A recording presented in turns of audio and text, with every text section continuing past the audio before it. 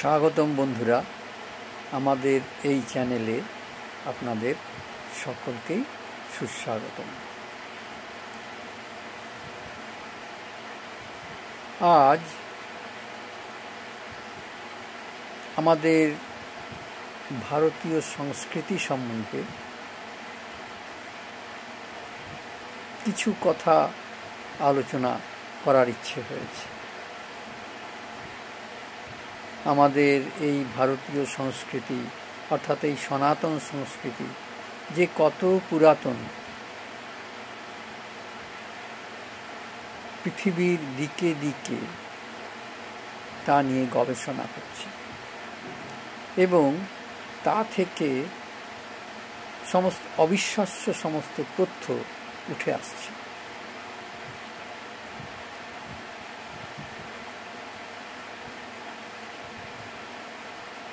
আমাদের জ্ঞানের পরিধির অগ্রগতির সঙ্গে সঙ্গে এবং বিজ্ঞানের নানা দিকে নানা অগ্রগতির জন্য এই সমস্ত গবেষণায় অনেক নতুন নতুন তথ্য পাওয়া গেছে। যেমন বেদে উল্লেখিত সরস্বতী নদীর যে ধারণা আমরা পাই নদী সূক্তে, অর্থাৎ যেখানে সরস্বতী নদীকে বলা হয়েছে নদীতমে দেবীতমে অম্বিতম, অর্থাৎ তুমি নদীর মধ্যে শ্রেষ্ঠ, দেবীর মধ্যে শ্রেষ্ঠ এবং মায়ের মধ্যে শ্রেষ্ঠ। এই সরস্বতী নদীর হদিশ কিন্তু আমরা এখন কোথাও দেখতে পাই না, তা লুপ্ত হয়ে গেছে। কিন্তু উপগ্রহ চিত্র থেকে সেই সরস্বতী নদী খাতের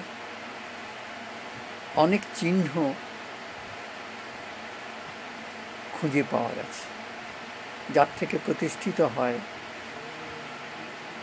যে একসময় এই নদী সত্যি সত্যি ছিল, কল্পনা নয়।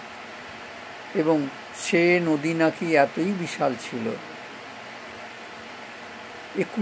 অকুল দেখা যেত না, প্রায় সাগরের মতো।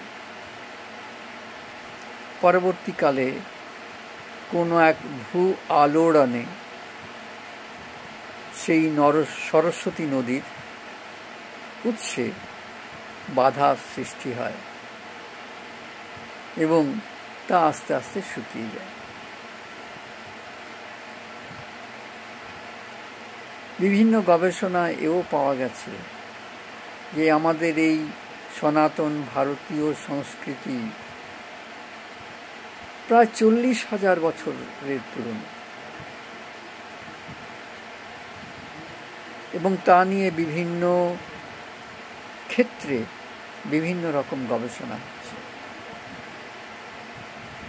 বিজ্ঞানের বিভিন্ন ক্ষেত্র, যেমন এমনকি নক্ষত্রবিদ্যা অর্থাৎ অ্যাস্ট্রোনমির প্রয়োগও এ সমস্ত ক্ষেত্রে করা হয়েছে। কারণ আমাদের প্রাচীন যে সমস্ত সাহিত্য, বেদ, সংস্কৃতে রামায়ণ, মহাভারত, এর মধ্যে যে সমস্ত বর্ণনা আছে সেই সমস্ত বর্ণনাতে অনেক সময়